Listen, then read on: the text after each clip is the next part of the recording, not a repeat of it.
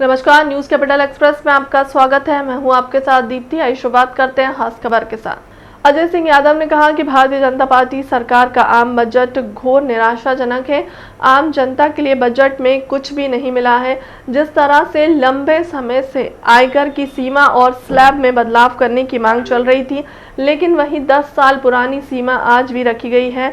इस बीच इनकम कई गुना बढ़ गई है। आम जनता 800C में छूट की उम्मीद कर रही थी, उसको कम से कम 3 लाख किया जाना चाहिए था, लेकिन वही 1.5 लाख रखी गई है।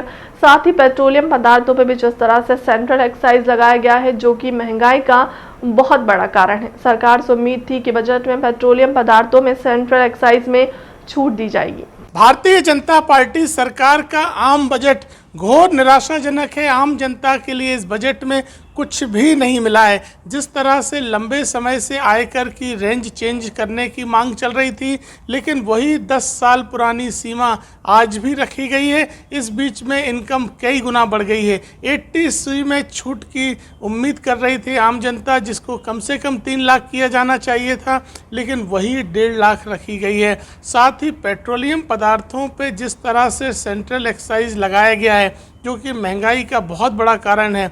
सरकार से उम्मीद थी कि बजट में पेट्रोलियम पदार्थों में सेंट्रल एक्साइज में छूट दी जाएगी, लेकिन किसी तरह की कोई राहत नहीं दी गई। GST में कोई राहत नहीं दी गई। कृषि क्षेत्र के लिए कोई राहत नहीं है, जबकि कृषि क्षेत्र में आय दुगनी करने की बात कही गई थी। रोजगार के लिए कोई योजना नहीं है। शिक्षा के क्षेत्र में, स्वास्थ्य के क्षेत्र में कोई योजना नहीं है। रेल बजट में भी कहीं कोई राहत नहीं मिली है। पूरी तरह निराशाजनक है। पूरी तरह ये बजट जनता के खिलाफ है। जनता के लिए इस बजट में कोई राहत नहीं मिली है।